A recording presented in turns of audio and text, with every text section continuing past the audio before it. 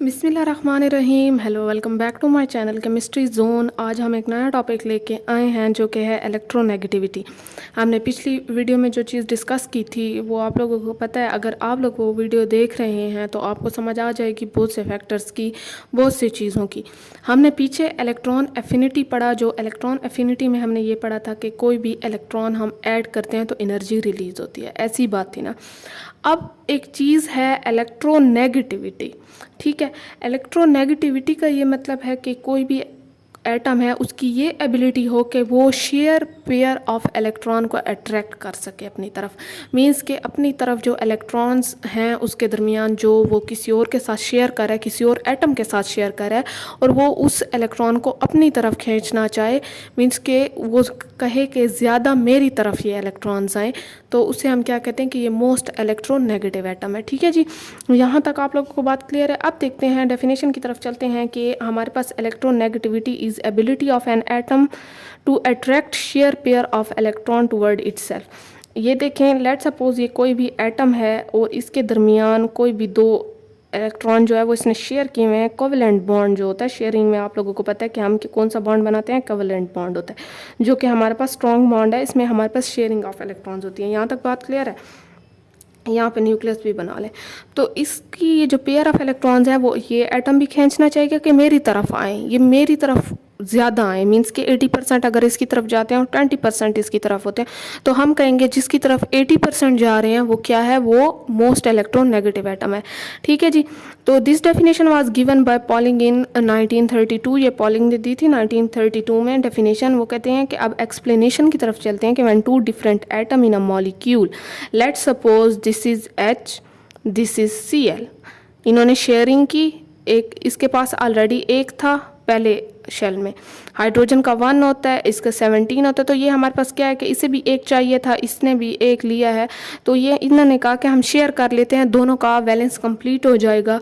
तो जब शेयरिंग की तो हमारे पास कोवेलेंट बॉन्ड क्रिएट हुआ। अब देखते हैं कि वो कहते हैं कोई भी दो एटम है जो एक दूसरे के साथ बने हुए हैं, जब दो एटम मिलते हैं तो एक मॉलिक्यूल बनाते हैं।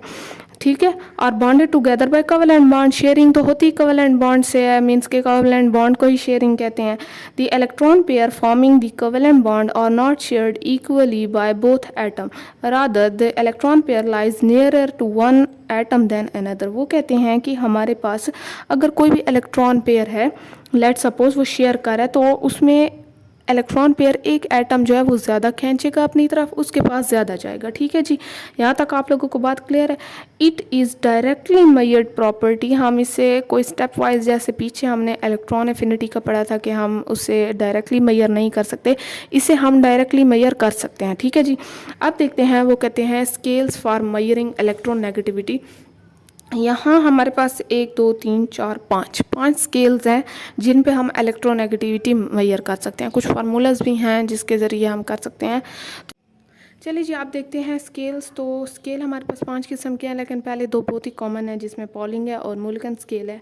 तो पॉलिंग स्केल की तरफ जाते हैं कि let suppose we have atom. अब लेट सपोज आप लोगों को मैं बेसिक सी चीज़ें समझाऊं कि आप लोगों ने ये सपोज करना है कि आपके पास एटम ए है एंड एटम बी है। ठीक है, अब एटम ए का बॉन्ड एटम ए के साथ भी बन सकता है, बी का बॉन्ड बी के साथ भी बन सकता है, लेकिन अगर हम इसका मॉलिक्यूल बनाए तो एटम ए एंड बी आएगा। यहाँ तक बात क्लियर है आप लोगों को। वो कहते हैं कि ए और बी का सेम इलेक्ट्रोनेगेटिविटी है। ठीक है जी, फिर हम देखते हैं कि हमारे पास वो कहते हैं अब एटम ए और एटम बी की सेम एबिलिटी है, मीन्स कि सेम उसकी पावर है कि वो शेयर पेयर ऑफ इलेक्ट्रॉन को अपनी तरफ कर सके। मींस कि अगर 50% ये करता है तो 50% ये कर रहा है जब ये इलेक्ट्रॉन शेयर करेंगे या मॉलिक्यूल बनाएंगे तब।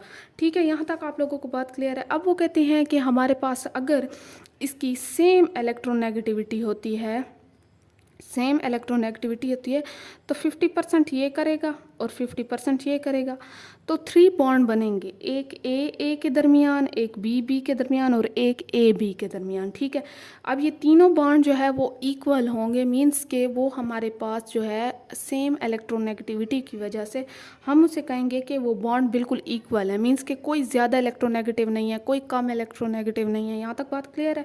अब देखते हैं ए बी जो है वो, अगर हम लेट सपोज इसकी एनर्जी इलेक्ट्रोनेगेटिविटी कैलकुलेट करते हैं तो हम ये देखेंगे कि ए के दरमियान की बॉन्ड एनर्जी कितनी है, बी के दरमियान की कितनी है और ए बी के। अब मैंने जैसे कहा कि इलेक्ट्रोनेगेटिविटी सेम है तो ज़ाहिर बात है इनकी एनर्जी क्या होगी, वो भी तकरीबन सेम होगी, लेकिन ए के दरमियान की होगी ए बी के और ए बी के।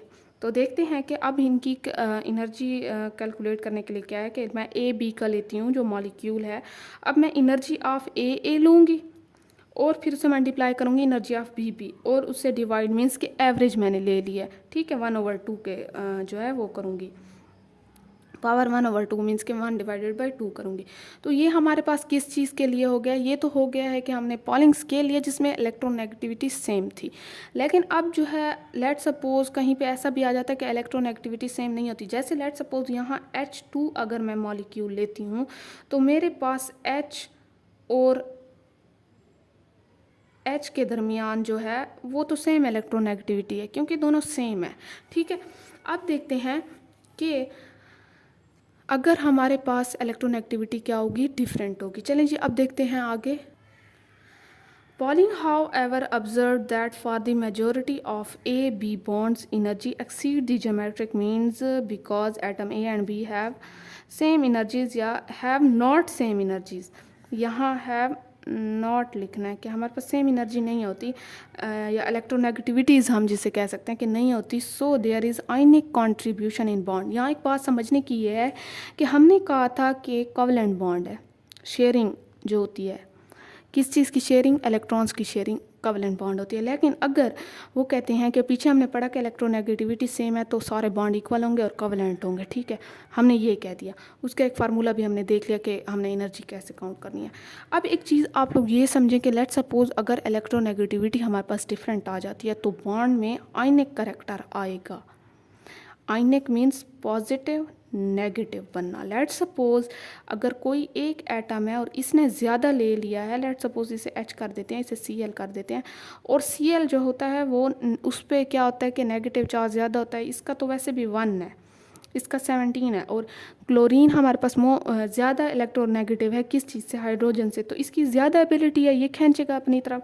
तो इसने 80 to 90% जो है वो क्या ले लिया, इलेक्ट्रॉन अपनी तरफ ले लिया। जब इसने 80 to 90% इलेक्ट्रॉन ले लिया तो जब लेने को हम क्या कहते हैं कि वो एनाइन बन जाता है, गेन कर लेता है, ऑलमोस्ट गेन कर लेता है। जब ऑलमोस्ट गेन करता है तो उस पर ये वाला पार्शली नेगेटिव आता है, ठीक है। हम पार्शली फिर बताते हैं कि इस पर ज़्यादा मीन्स कि इसने लिया हुआ है, इसने इलेक्ट्रॉन्स अपनी तरफ ज़्यादा लिए हुए हैं, ऐसी बात है ना। और ये पार्शली तब भी दिखाते हैं जब दो डिफरेंट इलेक्ट्रोनेगेटिविटीज़ की चीज़ें एक दूसरे के साथ जुड़ी हुई हों, मॉलिक्यूल बना हुआ। अब मैंने कहा कि ये पार्शली नेगेटिव क्लोरीन हुआ और ये पार्शली पॉजिटिव हुआ क्योंकि इसने तकरीबन दे दिया है इलेक्ट्रॉन अपना, 90% क्लोरीन को दे दिया। तो आयनिक करैक्टर आ जाएगा। आयनिक करैक्टर इसलिए आएगा क्योंकि इलेक्ट्रोनेगेटिविटीज़ जो है वो डिफरेंट होगी, किसी की ज़्यादा होगी। अब इलेक्ट्रोनेगेटिविटी ज़्यादा होगी तो मीन्स कि उसमें एबिलिटी भी ज़्यादा है कि वो अपनी तरफ खींचेगा तो उस पर नेगेटिव चार्ज आ जाएगा। तो वो कहते हैं कि बॉन्ड में आयनिक करैक्टर आ जाएगा, मीन्स कि बॉन्ड को हम ये नहीं कह सकेंगे कि वो फुली कोवेलेंट है, बल्कि हम कहेंगे कि ये 50% कोवेलेंट है, 50% आयनिक है, ठीक है जी। तो अब देखते हैं कि हमने इनका क्या करना है कि एनर्जी डिफरेंस लेना। तो हमने कहते हैं कि दो एटम के दरमियान डेल जो है उसे एनर्जी डिफरेंस लिया हुआ है। डिफरेंस जो हमने लिया वो डेल की सूरत में लिया है। तो ए बी जो मॉलिक्यूल था उसकी एनर्जी लिखते हैं, फिर उसे नेगेटिव माइनस करते हैं, energy of a multiply energy of b, वहीं सेम फार्मूला है, ठीक है। अब वो कहते हैं कि यहाँ जो एक्सेस एनर्जी है हमने उसे आयनिक रेजोनेंस एनर्जी कह दिया है। अब एक चीज़ आप लोगों ने नोट किया, मैंने एनर्जी की यहाँ बात की है, पीछे बहुत से स्टूडेंट को ये भी डाउट होगा कि टीचर ने एनर्जी की बात की है, कहीं पे इलेक्ट्रोनेगेटिविटी की बात नहीं की, मींस कि इलेक्ट्रोनेगेटिविटी निकालने का तरीका नहीं बताया, हमें सिर्फ एनर्जी बॉन्ड एनर्जी ये चीज़ें कह रही हैं। तो वो एक्स से डिनोट होती है। हमारे पास इलेक्ट्रोनेगेटिविटी किस चीज़ से डिनोट होती है, एक्स से। तो ये आप लोग एक छोटा सा पॉइंट लिख लें, मैंने यहाँ नोट नहीं किया इस पॉइंट को, अभी मैं बता रही हूँ कि एक्स ए और एक्स बी। अब electronegativity of a and electronegativity of b जो है एटम ए बी की इलेक्ट्रोनेगेटिविटीज़ वही जो मैंने अभी कहा है कि रिप्रेजेंट कर रही हैं। अब ये देखें कि मैं यहीं डेल जो निकलेगा मेरे पास, ये जितना निकलेगा मैं इसे यहाँ लगाती हूँ और इसे डिवाइड करती हूँ 96.5 किलो जूल पर मोल पे और 1/2 वैसे का वैसे आ जाएगा, ठीक है। तो ये आपके पास फार्मूला है कि आप अगर क्वेश्चन में दिया जाए कि पॉलिंग जो है स्केल से आप लोगों ने क्या चीज़ निकालनी है, इलेक्ट्रोनेगेटिविटी निकालनी है किसी भी उसकी। एक चीज़ याद रखें कि आपको बॉन्ड एनर्जीज दी जाएंगी, ठीक है। अब एग्जांपल जो है अगर देखते हैं इससे मोर आप लोगों को क्लियर हो जाएगा, मीन्स के मज़ीद क्लियर हो जाएगा। तो ये bond energies of H2Cl2 and HCl are, तो ये बॉन्ड एनर्जी। अब ये ए एटम कर दें, ठीक है, ये बी एटम कर दें और ये ए बी कर दें। तो इसके बाद उन्होंने ए की भी दी हुई है, बी की भी दी हुई है और ए बी की भी एनर्जी दी हुई है। ये 3 एनर्जी उन्होंने दी हुई है। अब वो कहते हैं कि मेरे पास इलेक्ट्रोनेगेटिविटी ऑफ क्या करना है कि ए और बी की इलेक्ट्रोनेगेटिविटी हमने फाइंड करनी है। तो चलें जी, पहला फार्मूला यही है। आप लोग एक चीज़ नोट करें कि मेरे पास यहाँ इलेक्ट्रोनेगेटिविटी डिफरेंस जो है वो ज़्यादा आ रहा है, क्योंकि मैंने अभी HCl की एग्जांपल भी दी है। तो हमारे पास ये क्या है कि ये सेम इलेक्ट्रोनेगेटिव एटम नहीं है, ठीक है। तो हमने ये दूसरा फार्मूला ये वाली चीज़ लगाएंगे। तो मैंने ये वाली चीज़ पुट की है, इनकी वैल्यूज़ यहीं सारी पुट की हैं, फिर आंसर निकाला है 106 आता है आंसर। मैंने उसे 106 को नीचे डाला, ऊपर वाले मीन्स के यहाँ फार्मूले में डाला है, इस फार्मूले में डाला है, और मेरे पास आंसर ये वाला आ गया 1.05। तो इसी तरीके से आप लोग कोई भी एग्जांपल लेके कर सकते हैं, HF की कर सकते हैं, HCl की कर सकते हैं, या कोई और रैंडम एग्जांपल ले सकते हैं। अब आप लोग ये देखें कि दूसरा स्केल जो है, पहले हमने पॉलिंग स्केल कर लिया, ठीक है, वो इजी था कि सेम इलेक्ट्रोनेगेटिविटी हो या हमारे पास क्या हो कि डिफरेंट हो। तो ये आप लोगों ने चीज़ें देख ली। अब देखते हैं कि मुलिकन स्केल क्या कहता है कि अकॉर्डिंग टू मुलिकन स्केल या इलेक्ट्रोनेगेटिविटी इज डिटरमाइंड बाय, वो कहते हैं partly by the tendency of an atom to bind an additional electron. एक तो उसकी ये टेंडेंसी कि वो एडिशनल इलेक्ट्रॉन को अपने तरफ कैसे बाइंड करता है, और दूसरी टेंडेंसी ये कि वो अपने इलेक्ट्रॉन्स को कैसे होल्ड कर रहा है। उसमें 2 चीज़ें होती हैं, ठीक है। एक एटम की ये एबिलिटी कि वो दूसरे जो एक्स्ट्रा इलेक्ट्रॉन है उसे कैसे अपनी तरफ रख रहा है, और अपने इलेक्ट्रॉन्स को कैसे रख रहा है, ये 2 चीज़ें होती हैं। वो कहते हैं इस स्केल पे on the Mulliken scale electronegativity is taken as mean value of first ionisation energy and first electron affinity. Both qualities are given positive value if loss of electron involves absorption of energy and gain of electron involves release of energy. एक चीज़ आप लोगों ने वो करनी है, याद करनी है कि हमारे पास वो कहते हैं कि एडिशनल इलेक्ट्रॉन को अपनी तरफ ऐड करना, मींस के एडिशनल इलेक्ट्रॉन्स को ऐड करना, इलेक्ट्रॉन एफिनिटी की बात हो रही है, ठीक है।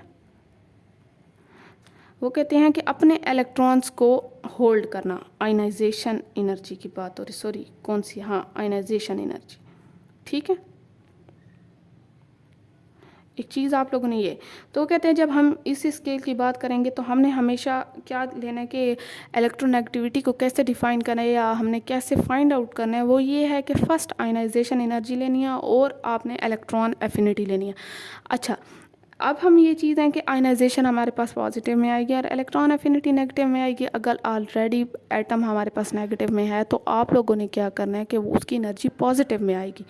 तो ये हमारे पास इस पॉजिटिव नेगेटिव की वैल्यू का ये जो है मसला यहाँ ख़त्म हो गया, क्योंकि पॉजिटिव नेगेटिव कैंसिल हो जाएगा। तो हमारे पास जो है ये एक्स एम मीन्स के एम इस स्केल को डिनोट कर रहा है। तो ये फर्स्ट हमारे पास क्या है कि आयनाइजेशन एनर्जी और ये इलेक्ट्रॉन एफिनिटी जिसकी एवरेज आप लोगों ने लेनी है। तो ये हमारे पास किलो जूल पर मोल में होगा। तो ये चीज़ें आप लोग फाइंड कर सकते हैं। अब इसका कोई एग्ज़ाम्पल मुझे अच्छी नहीं मिली कि बहुत ही बेसिक एग्ज़ाम्पल हो, लेकिन जो भी आपको क्वेश्चन देगा तो वो बताएंगे कि हमारे पास आपने ऐसे करना है या ऐसे फाइंड आउट करना है। तो आप लोगों को ये चीज़ें गिवन होंगी, ठीक है। तो आपने सिर्फ इस फार्मूले में पुट करनी होगी। अगर हम ट्रेंड में देखते हैं, वैसे हम ये ट्रेंड पढ़ रहे थे सिर्फ ये समझाने का इसलिए था कि आप लोगों को समझ आ जाए कि फार्मूले से फाइंड आउट कैसे करते हैं। अगर मैं पीरियड की बात करती हूँ तो आप लोगों को पता है कि वो कहते हैं कि इलेक्ट्रोनेगेटिविटी की वैल्यू बढ़ती है लेफ़्ट टू राइट। क्यों? क्योंकि हमारे पास एटम का साइज स्मॉलर होता है, इलेक्ट्रॉन ऐड होते जाते हैं, इफेक्टिव न्यूक्लियर चार्ज ज़्यादा होता जाता है, और हमारे पास जो एक शेल होता है जिसमें इलेक्ट्रॉन ऐड होंगे तो स्मॉल रेडियस होता जाएगा, न्यूक्लियस अपनी तरफ अट्रैक्ट करेगा उसे, ठीक है। तो वो कहते हैं कि अगर जितनी वो अपनी तरफ अट्रैक्ट करेगा तो इलेक्ट्रोनेगेटिविटी उतनी ज़्यादा बढ़ेगी, क्योंकि हमने ये देखना है कि शेयर पेयर ऑफ इलेक्ट्रॉन को अपनी तरफ अट्रैक्ट कौन सा एटम ज़्यादा करता है तो उसकी इलेक्ट्रोनेगेटिविटी ज़्यादा होती है। तो जब ये लेफ़्ट टू राइट जाएंगे तो ऑटोमेटिकली इलेक्ट्रॉन इलेक्ट्रॉन्स को ऐड होते जाएंगे और न्यूक्लियस उनको अट्रैक्ट करता जाएगा, तो इलेक्ट्रोनेगेटिविटी ऑटोमेटिकली इंक्रीज़ होती जाएगी। और अगर हम पीरियड की तरफ चलते हैं तो हमने ये कहा है कि शेल इंक्रीज़ होते हैं टॉप टू बॉटम। तो जब शेल इंक्रीज़ होंगे तो हमारे पास क्या होगा कि शील्डिंग ज़्यादा आ जाएगी, क्योंकि दरमियान में दूसरे शेल आते जाएंगे, उनमें भी इलेक्ट्रॉन होंगे, तो हमारे पास न्यूक्लियस का होल्ड नहीं होगा लास्ट वाले इलेक्ट्रॉन पे या वैलेंस इलेक्ट्रॉन पे, जिसकी वजह से हम कहेंगे कि इलेक्ट्रोनेगेटिविटी तो डिक्रीज़ हो रही है। ठीक है ना। अब एक चीज़ ये देखें कि वो कहते हैं कि electronegativity and nature of chemical bond. तो अगर हमारे पास एक्स मीन्स के electronegativity of a and electronegativity of b जो है वो किस चीज़ के इक्वल है, 1.7 के इक्वल वैल्यू आ रही है, तो वो 50% आयनिक बॉन्ड होगा, 50% कोवेलेंट होगा। आप जब अपना आंसर इन चीज़ों से निकाल लेंगे तो आप लोगों ने नोट करना है कि वो कितना आप लोगों का बॉन्ड आयनिक है, कितना कोवेलेंट है। When XA XB is greater than 1.7 then it is covalent predominantly, means के वो फुली जो है क्या है, कोवेलेंट है। अगर ये स्मॉलर देन 1.7 है तो हमारे पास वो तकरीबन 80 to 99% क्या है वो आयनिक है। आई होप सो आप लोगों को यहाँ तक वीडियो समझ आ गई होगी। मेरा चैनल सब्सक्राइब करें, कमेंट करें और शेयर करें और अपने मसले कमेंट्स में बताएं। चलें जी, अगली वीडियो में मिलते हैं, अब तक के लिए अल्लाह हाफिज़।